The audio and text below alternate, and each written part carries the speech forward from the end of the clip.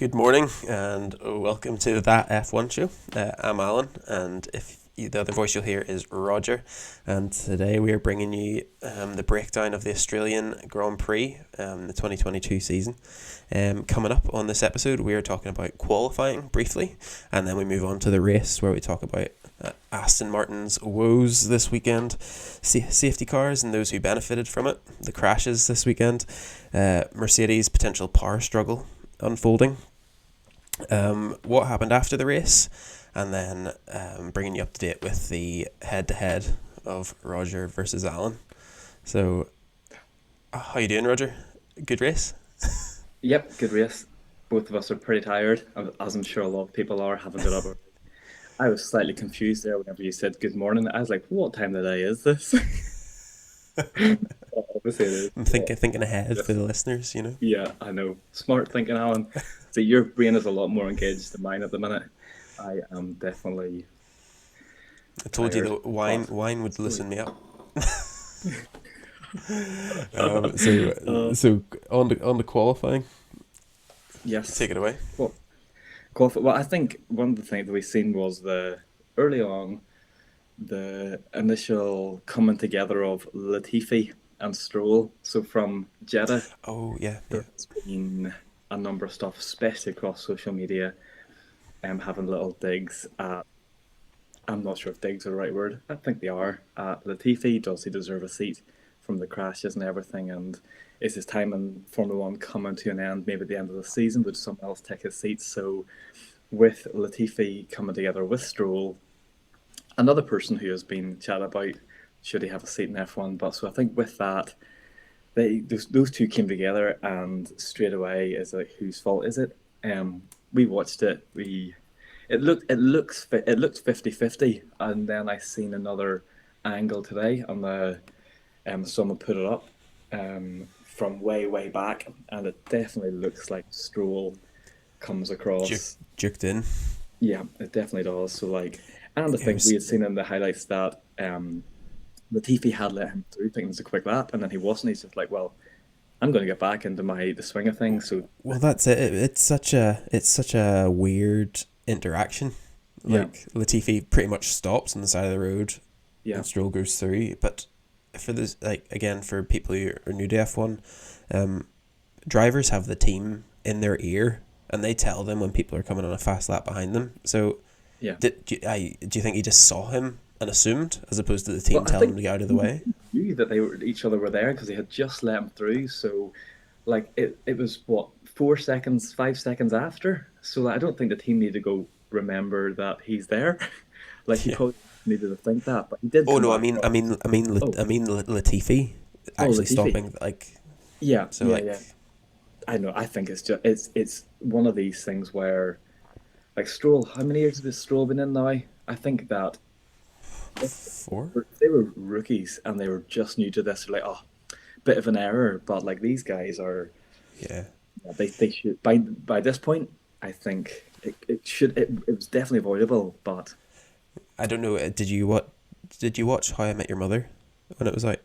yes, Yeah. So in How I Met Your Mother, there's the Blitz. I don't know if you remember this, and it's basically the person in the friend group who everything bad happens to, every embarrassing moments happens to the Blitz, yes, and whenever at times this transitions, so it maybe happens to another member, and then the Blitz curse is lifted and yeah, moved on. Seems to be that with Latifi. it Mazepin, the does. Blitz has left, and Yeah, Latifi is now the worst one on the grid yeah, with. No, that's maybe a bit harsh, but it hasn't been a good first three races for him. it hasn't. It hasn't. Amateur mistakes, Yeah, but I think that yeah, it'll be interesting to see as the season goes on. Obviously, we're only race three. Race three is now done, but and there's still um, 20 to go, which 2 seasons ago was a full season, so I know, I a know lot can happen. it definitely can. Other thing qualifying, just so that we can get on to the race, is Bottas. He had 103 consecutive qualifyings getting into the third part of qualifying, which is an incredible record. But sadly missed out in getting into Q3. So sad for him, but obviously we know the race result and got back up, which is great. And then just sad for Sainz missing out by, I think they were saying it 2 seconds. So him and Leclerc were out together on their quick laps. Leclerc at that point then set pole, and And literally almost as he crossed the line, the yeah, red flag comes out. yeah, and Or Sainz was safety car comes out. yeah, Sainz was just behind him and apparently on just as quick a lap. I think they were different in the first and second sector. Obviously, we didn't know what his third sector would be, but like that would have, as we know, this leads nicely onto the race and the start. I think that they obviously, like Alonso, so Sainz and Alonso, the only two who took the hard tyres at the start, just they had to change it up to see what they could do in the race. But that changed how he started. It changed the feel of the car. The hard tyres are obviously harder to get heat into on that formation lap, but he didn't have a great start at all. We'll chat about. But in the qualifying, obviously, it's made him ninth. And I said, you recorded the video of us and watched qualifying, which was our first one watching together, which was great. But straight away, I was like, oh, he'll be fourth at least. And even they asked Ferrari's team principal, like they asked Bonotto, they're like, where do you think he can get? He's like, I think we can go for a podium. So, and if he was in, I think he could have been up there. Yeah, but yeah, seems just from the start, one, didn't have a good start, and two, didn't have heat in his tyres and just fell back, didn't he? Yeah. And then just got into messy battles with Mick. Yeah, definitely feels like he was trying to make up for it. Yeah. Because obviously just couldn't make that corner, just went onto the grass. It just seems like he was just pushing too hard. Just was a bit impatient.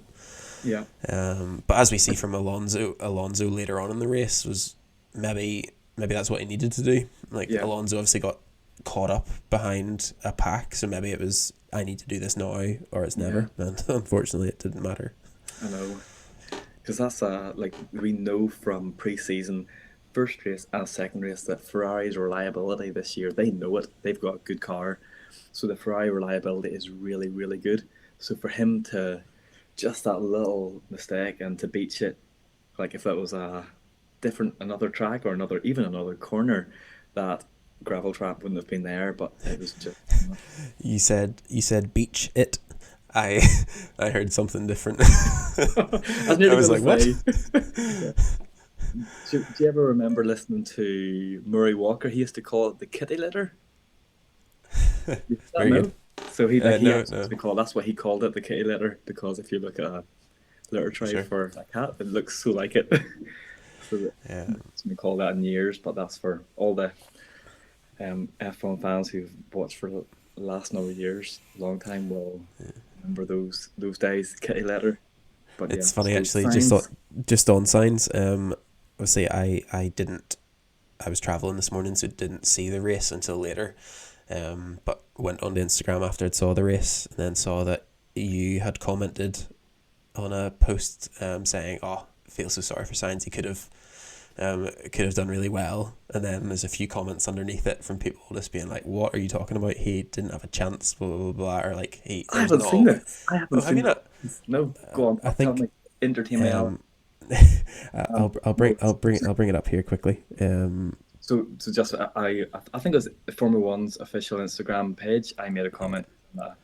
Sainz's race comes to an end before it gets started, is what they posted, and then you posted sort of straight away, "Oh, feel for Sainz this weekend.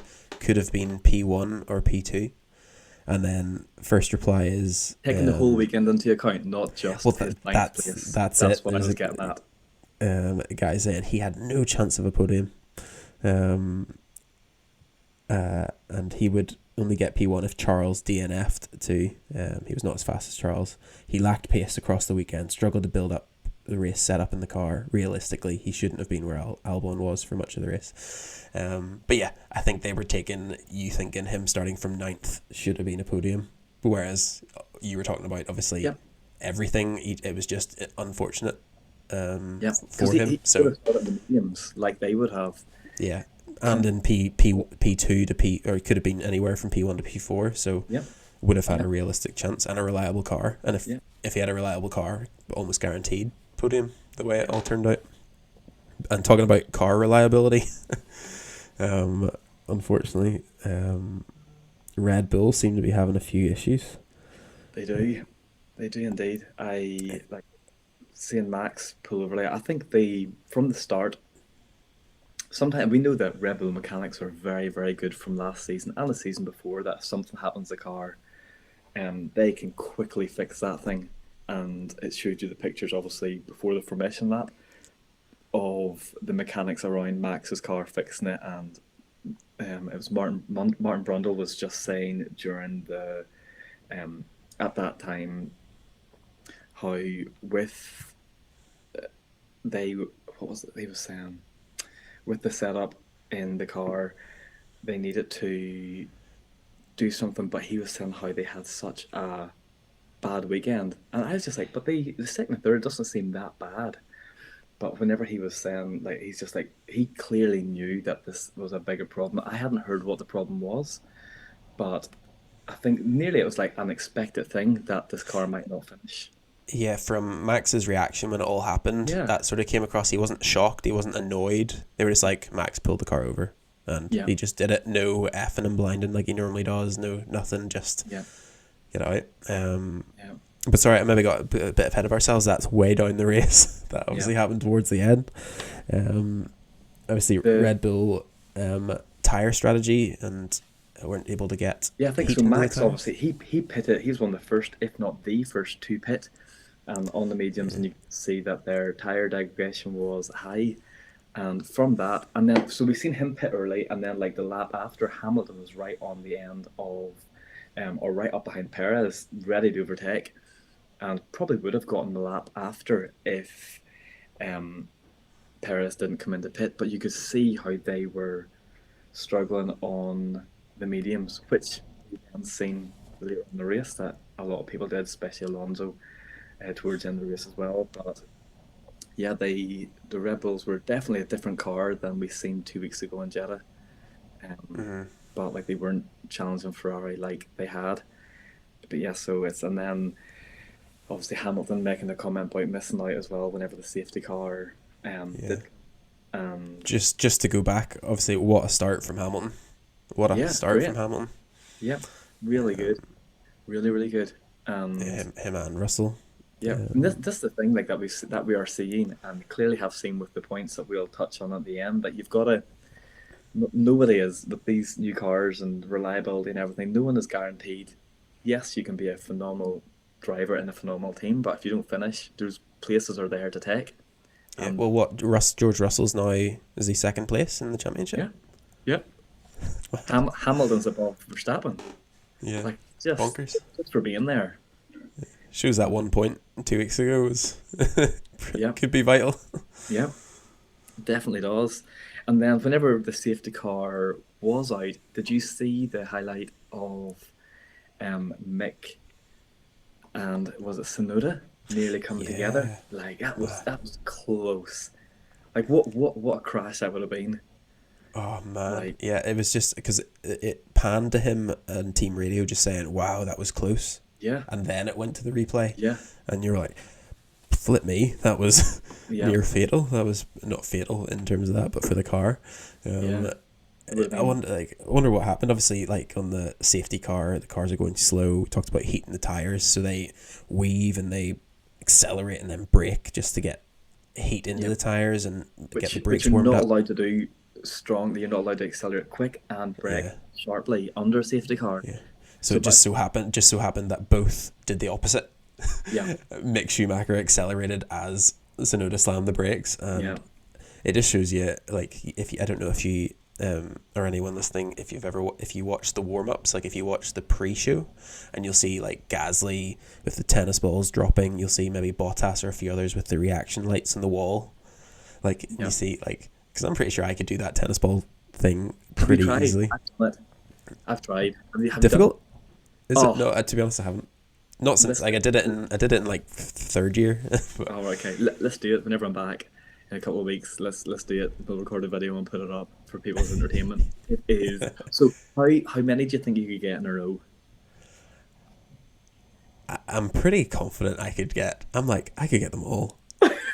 Okay. Like, I could like them all. You give me 100. I'll get nah. Oh no, you've made me doubt myself. So just I, think, just for anyone listening, the what they do in the warm up, if you haven't seen Gasly doing this, is his. Do you know who it is? The maybe it's it's probably physio his or someone. It's probably his performance. You know, like his Yeah. Angela to Lewis Hamilton. Probably Yes. his equivalent. So they hold two tennis balls at pretty much head height, right Aye. arms. It's above his eye level, so he can't see when they're coming. Yeah, and then Gasly puts his hands just on top of the guy's hands, and as he drops them, he has to quickly come underneath and try and catch the ball before it lands on the floor. So it is okay. We'll give. I'll not tell you. Yeah. I'm going to Oh, say okay. Give me 10, 10. Do it 10 times. I'm gonna get 6. okay. I'm Before going to this say conversation, I would have said 9, but now I'm okay. like, oh, I should probably reel it in a little bit. Yeah, I'm going to say 4. You'll get 4. Your face. It's difficult. It is difficult. These get like honestly, the reactions are so good. They really are. Sorry. Um, So, but going on, that's obviously why they do those things is for moments like yeah, that where it's something unexpected. I need to weave out, yeah, and you're not weaving like a go kart or a scooter or a bike. Like you're weaving this yeah. like 2-3 meter long and like 2 meter wide car in a track that's so narrow. Like he Yeah, did so well to keep that he on the did. track. He really did. Did you enjoy Russell's comment on the radio to the team whenever they're like, Perez is behind you, and don't waste your tires. Let him pass if he's So like, I saw your note about this. I missed that. I didn't know what you were talking about. What happened? okay. So he was just in the race, like he was clearly doing well. Russell was in front, and Was this after he changed his tires? yep, Because obviously he came out just ahead yeah. So of they both had Perez. their hard tires on, ready to go to the end of the race, but he didn't want him just to wreck the tires and then have to pit and lose the position. So he's just like, don't. He's like, Perez isn't really our. They didn't say this, but what they were getting at is Perez isn't our battle today. Let's try and finish high. So let's keep Yep. average pace high the whole way instead of going quick now and then losing it throughout the Yeah. race. So they made a comment, something along the lines of, "Don't wear your tires out. If he needs to get past, let him pass." And Russell's reply is along the lines of, "That's not what I wanted to hear." So like that's like it's like just sent to his team like, "Here, I'm a Formula One driver. Like we're the best drivers in the world, and we're here to race. Don't come on the radio and tell me." Here, if you want to let him through, just do it because we need to keep our tires. Like that's not what you want to hear. And none of these guys are going to be like, "Oh yeah, sure." So like they are racers. Like everything about them is racing. Oh, So absolutely. That's the whole controversy around team orders is that it yeah, goes against the basic instinct of an F1 driver. yeah, Bottas let Lewis past, or but obviously some take to it easier than others, and it's easier at different points of the season. But yeah. um, And that's with the surprising.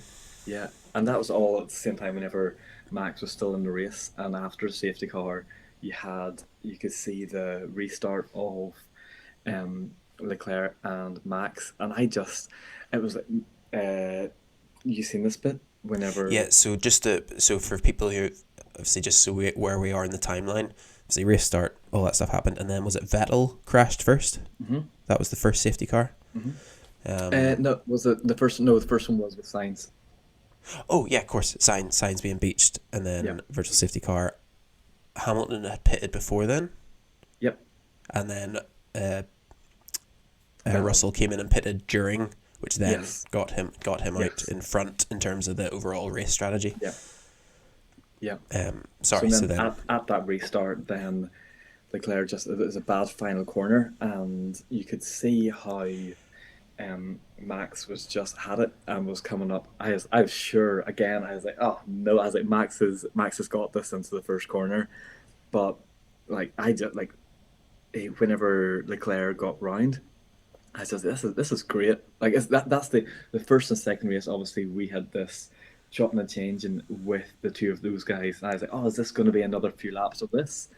But Leclerc just he nailed it and just then got on it and built a good gap pretty quick. And then that's obviously yeah, whenever Max went out. And but what a like yeah the Ferrari was set up well this weekend for sure. Well, Leclerc obviously was.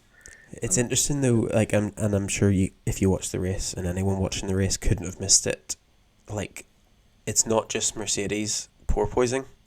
It seems yeah, to be Red Bull have that sorted. Issues elsewhere, but Red Bull have, like, yeah, they don't move, whereas you could see going down the straight, it's just them bouncing. yeah, Um, yeah, but the Martin Brundle talked about how he'd obviously spoken to the mechanics or to Binotto, and he said that was a sacrifice they were willing to make for overall performance. They were like, yeah, to be as fast as we can on this circuit, we'll take it, knowing that it'll only be at certain points. yeah, But so it's good. It's, for me as a Lewis and a Mercedes fan, it's good to know that they're not the only team who are struggling with it. Because for a yeah, while, it seems to be that everyone's adapted to these regulations except Mercedes. yeah, And now Mercedes seem to be struggling the most.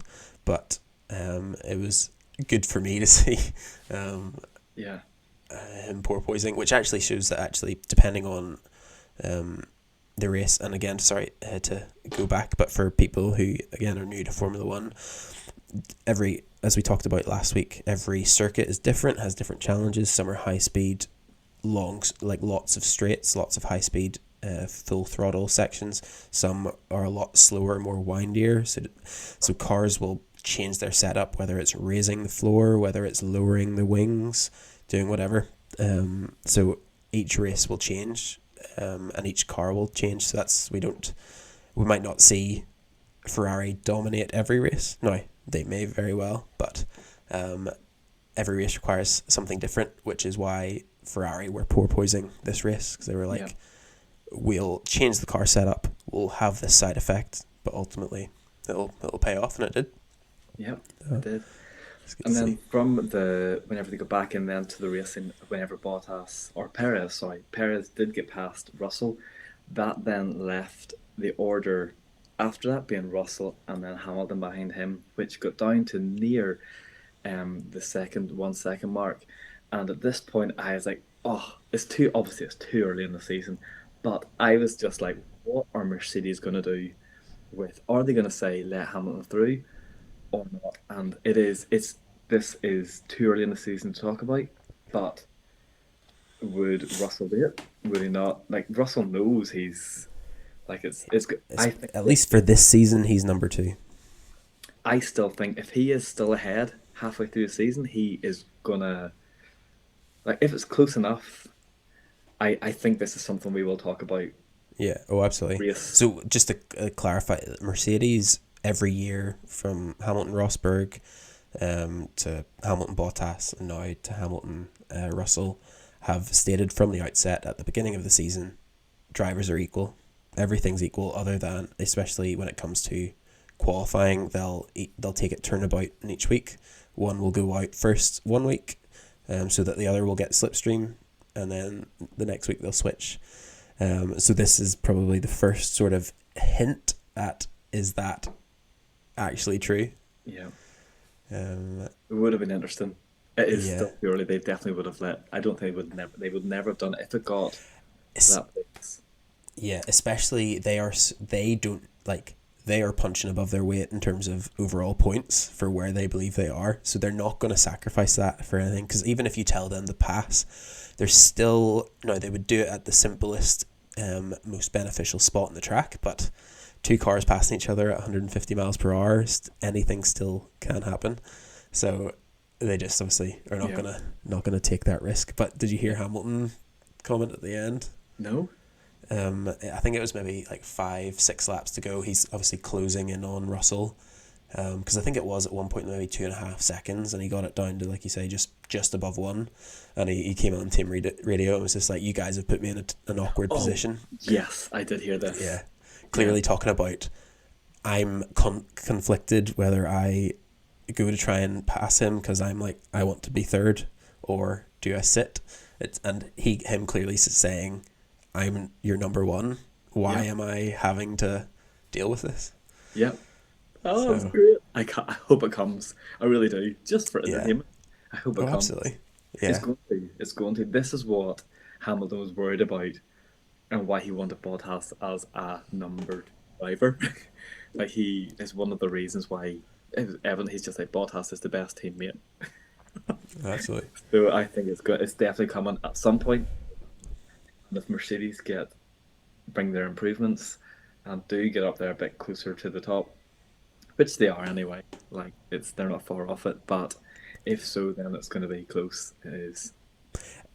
I just on that before we move on from Mercedes, are they punching above their weight? Are they surprised at the results, or are they? I don't think they're sandbagging, but it seems to be like every race weekend has been all through free practice 1, 2, and 3.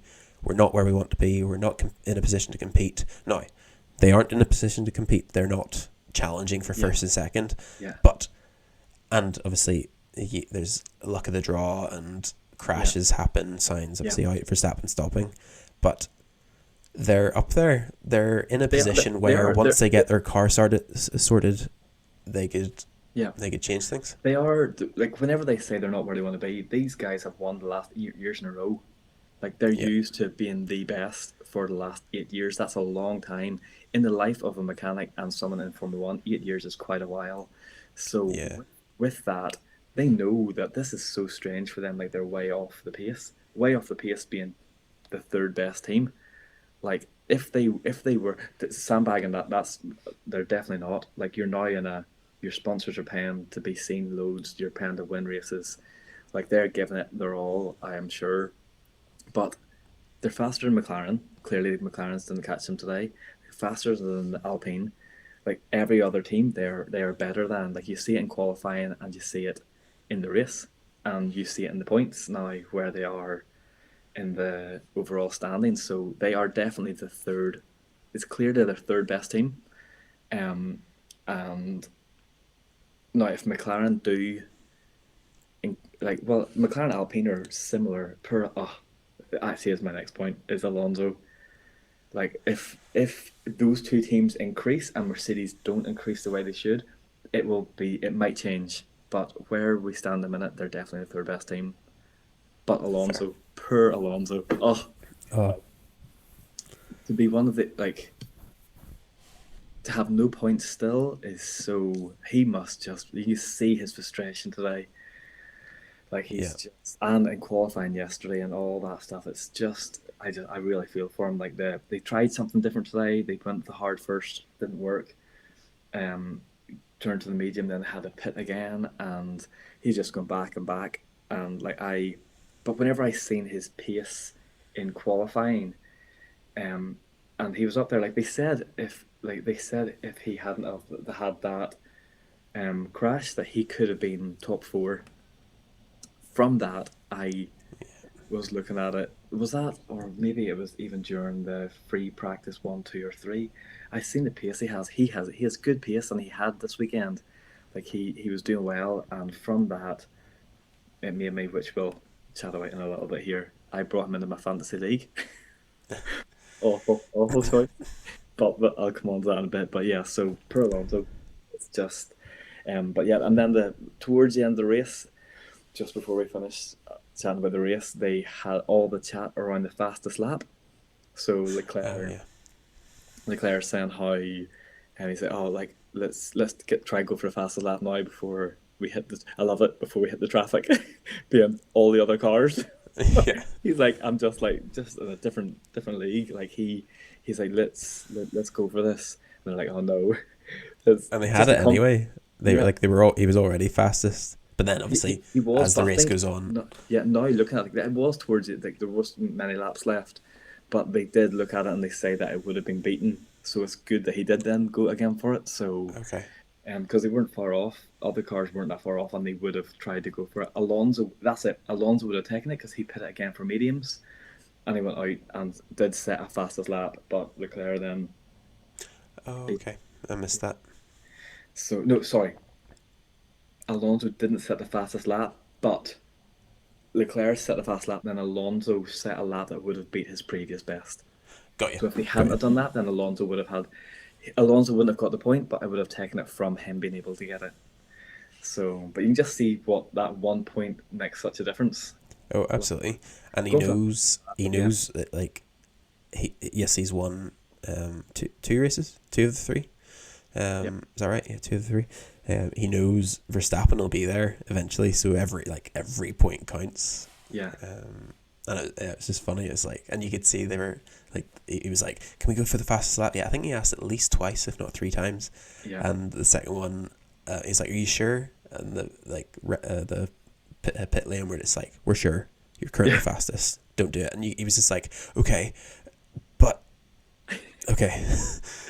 Just he was just so like, but shows like the willingness. Like you have to be able to listen to your team. You have to be able to trust them. Yeah, There's times where yeah. you make the call yourself, like not going into the pits in Saudi Arabia, and then there's Mm-hmm. times where you just have to listen to them, trust them. Yeah, yeah. It's that thing, and then which obviously led to Leclerc winning the race. And the I one thing I found so strange. I'm not sure if anyone else listening thought the same. Like my initial thought after the race was so his at the minute 3 races in his rival is clearly Max Verstappen. The two of them are going for this. He's out, so what a feeling! And the Australian crowd is back. Largest, actually, did you hear it? So 128,000 at that I, race on the Sunday, yeah, which is the largest in Australian sport, the largest sporting event that they have ever had. So just with that, that's obviously clearly a huge thing. And from there, he is going. The people are starting already as he's driving up. They're on the track, starting to, which we haven't seen in ages. Is all the fans on the track after for the podium. So as he's driving up, you're like, the adrenaline must be building so much. You want to get out of the car, and as they do, running. But they, he pulled up, and then there's like 4 guys, and they just move his car around and push it forward into nearly like a garage. Like, did you see this at the end? Like, he I just did. pulls Yeah, up. yeah. So first and second are sitting there, and they pull up. So like he's just looking into this like dark corner, pulls his thing and gets out, and like has to turn around. Is like, yay! Why? Yeah, because Why after? normally they hop on the Yeah. nose and are just like Yes, and facing. like celebrate, like it's that getting out your car, like celebrating, and I was just like, this is, and even like the camera angle, like looking down, it just seems strange to me. Like they had room. Yes, it's a narrow pit lane, and it's at Albert Park, all that stuff. It's quite narrow. It's fine, but they definitely had room to do that slightly differently, and I think next year that might look different. If it's not, I have no idea what their thinking is. I know. But yeah, it felt strange to me. I was just watching going, this just feels awkward. Per Charles, it's just like there's nobody here. So I yeah, so Charles wins the race, comes in 1, Perez second, and Russell in third for only his second podium. yeah, So congratulations to him. I'm yeah, sure if team orders had come in, obviously it was way too early. It was never going to happen. But would like that would have been immediate tension. It would have been hard to swallow. But yeah, congratulations to him coming in third and currently sitting second in the drivers' championship. So yeah. not bad for a third place team and your first year there. Did you see? I seen someone put up a post today saying Leclerc has more points himself than Red Bull and Mercedes combined. Crazy, isn't it? Wow. It's the biggest gap there has been in a championship than all of last season, like as a lead, and we're three races in, so it's definitely a good start for Ferrari, and they know it. You could see uh, even in the interview, like after with Mark Webber, like Leclerc is just he's happy. He is in a sweet spot. I Next week it's not it's a non-race week again, but let's chat about this whole chat around Charles 2.0. Like, have Okay. you seen Yep. this? Like, people are saying, "Oh, it's like a new Charles." Let's talk about that. I don't want to. Let's not get into it now. I think it's one that we can chat around. But the fantasy league, and let me just touch on this before we Yep. finish. Fantasy league. I thought I had made such a smart decision by bringing in Sainz and Alonzo this week. So I got rid of who did I get rid of? I got rid of Perez and Russell. Perez, I just don't think he's going to have it this week. And I got rid of Russell, thinking for Sainz. So I thought Alonso would have done better. I thought, let's go for the overtakes, 2 points per overtake. And he had pace. So that's why I brought in Alonso for Perez, and then I brought in Sainz for Russell, thinking that he was going to obviously do better as well. Both got minus points this week, so, and then the other one's got a second and a third. So definitely the worst decision by me. There's other guys in the league. I haven't even seen the league where I definitely know I'm going to be moving backwards, but it's good. If you're, sorry, while we're on it, I've just gone on to it. So, in it, to Wing It by Amy S. It's got the Union Jack, so somewhere in the UK, is coming up on top this week at 212 points. So congratulations, Amy, and thanks for joining the league. That's great. I'm enjoying it. I've done the fantasy league before, but I haven't. I forgot about it pretty quick. I'm not going to lie, and just watched races. But this year I'm into it. I'm really into it. I think it makes it like a lot of people have got into it as well. I've done fantasy football every year for the last 8 years, so this is holding my attention a little bit more this year for sure. It's great. I'm not gonna lie. I suppose I was traveling on Friday, and then obviously we were busy Saturday, so I forgot to look at it this week. So I actually had Sainz and had him as my like TD, the bonus point system. Turbo driver, and I also had who else did I have? I had. I was gonna say, if you didn't get a chance to change your team, it might have been good. I had Verstappen as well. Oh, did you? I had it per week. Oh, man. So, Alan, do you want to explain? Obviously, that's the league that everyone can get involved in. You can join the fantasy league for sure. If you're watching YouTube, it's on the screen now. Sorry, I cut you off. You're okay. Totally fine. You're going to say what I was going to say anyway. So, if not, if you're just listening to this on podcast, then you can go under social media and you'll see the league code. Just scroll through our posts and you'll find those there. So feel free to join the league if you'd like to. You'll probably jump in ahead of me straight away. But Alan and I have started something new this week called Head to Head. Alan, do you want to explain what we're doing?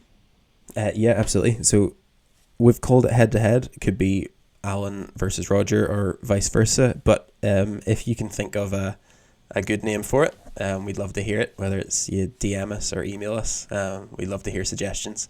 So there's something more exciting than Head to Head. But yeah, so there's now 20. There's 20 races. Yeah, there's now 20 races left. Basically, each week we're going to choose a driver. This week Roger chose Ricardo and I chose Zhou Guanyu. And basically whoever finishes ahead that week. So this week Ricardo finished ahead of Zhou. So Roger is now 1-0 up. 1-0 up with 20 to go. So, but Roger can no longer pick Ricardo, and I can no longer pick Zhou. So each week we'll do it. Hopefully it goes long. Obviously, you could just streak right ahead to like a 12-0 lead, and then it's done. But obviously, depending on each week. So Roger picked first this week, so I knew who Roger picked, and then I made my choice. Next week or in 2 weeks' time for the next race, which is Imola, I will choose first, and Roger can either choose to react to that or stick with whoever he was going to choose. So yeah, head to head. If please send in your suggestions to either that f1show@gmail.com or DM us or comment on our social media, which is actually on everything. So TikTok, Twitter, YouTube, Facebook, and Instagram at that F1 show. So thank you for all the people who have followed and commented. If you do follow us, you'll see we're quite active on it, and we're definitely active in the comments. We love a good chat and sometimes debate, and don't mind when you insult us, like the person who called me an absolute plum. Which is, to be honest, the sweetest insult I've ever had. So That's great. Yeah, at that F1 show on everything. Just to finish off, let me do my Ask Alan. So this week's question to you, Alan, is if you were a team owner Who would you go for as your main sponsor? You can have any company as the main logo on your car. So if you could have one person or one company, or it doesn't even have to be a company, it could be something. If you could have a logo on the side, um, who would you want? Oh, flip. This is actually, I feel so, if you do listen to the show, I have no clue what this question is going to be. And every week I feel like I've answered pretty quickly and with like a decent answer. But Yeah. I don't know. I'm trying to think of like my favorite thing. Like, what's my favorite brand? Yeah. Um, So I'm I'll, panicking. I'll give you 30 seconds to have to think about it. So yeah. So obviously one of the questions that we asked them was if it could be in a city around the world, where would you want to have a race? And Alan at that point picked Paris. Um, Unfortunately, Formula One didn't listen. They went with Las Vegas, but we will send them a cross email and say, why didn't you pick Paris? Maybe they just haven't listened to that F1 show yet, but they will one day. So there's a 30-second waffle, Alan. So Oh, flip. Oh, I don't know. I would have to go with. Oh, I don't know. Oh, this is brittle. This is brittle. I'm genuinely stumped. Sorry if you're listening to this. and now Um, you're panicking because you don't know. I know. Let's. Oh, I feel like banging my head against the wall. I'm trying to like. Struggling with this. I'm You know going to what? You know who I. Do you know who I love? I love Passenger Clothing, which is like an outdoor clothing brand, okay. based in I think England, if not England, Wales, but I'm pretty sure it's England, the south of England. So they do great stuff. They would then kit me out. So Passenger Clothing, I think. Do they do good Formula One gear? Yeah, be racing in shorts and like parkas, but It could be like Hamilton, just walking around the paddock. You could be in good yeah, outdoor gear. Okay. that or maybe like penny board or something cool like that. Something, Oh yes, yeah. nice. So Sorry, apologies. I didn't think that'd be a tough one. I thought that'd be an easy one. That's the Yeah, well, hardest. I just went straight to like Week 5.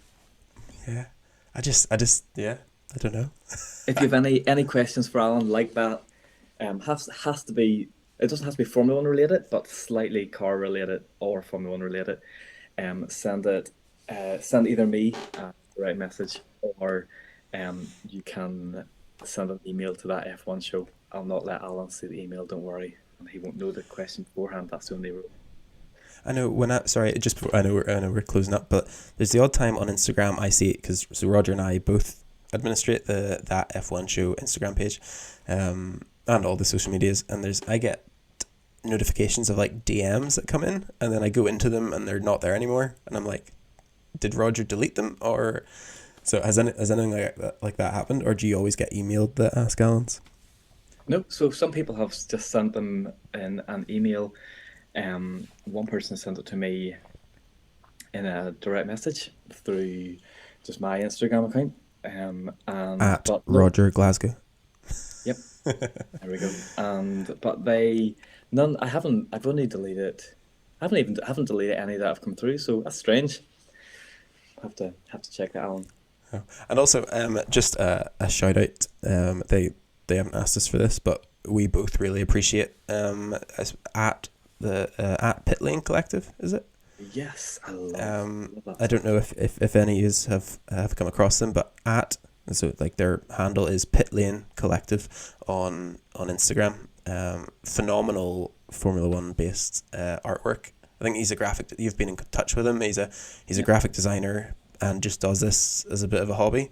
But some real cool yeah. Formula One art on there. So Does really cool stickers and everything as well, the cars and helmets, and but how he does the little um tracks and everything is great. Like last, I was scrolling through his feed, I seen Spa last year, just at this like little rain cloud above it. yeah. Really creative, really good. So yeah, good. So yeah. So we don't normally shout out or anything. It just popped into my head and really love his stuff. So go give him a follow and also us if you haven't already. So yeah, that's us. That's the Australian Grand Prix. Good wee race. Nothing major happened, but great to have it back after 2 weeks away, and we've got another 2 weeks until Imola. So either way, we'll be on next week at 6 a.m. But yeah, thank you for listening. If you haven't already, please subscribe or follow, depending what platform you're on. That will ensure you hear us every week. And again, we'd love if you could give us a review. Thank you to those who have, or at least given us a star rating on Spotify. We appreciate every and honest any form of feedback. So yeah, thanks for listening to that F1 show. And we'll speak to you next week. Cheerio.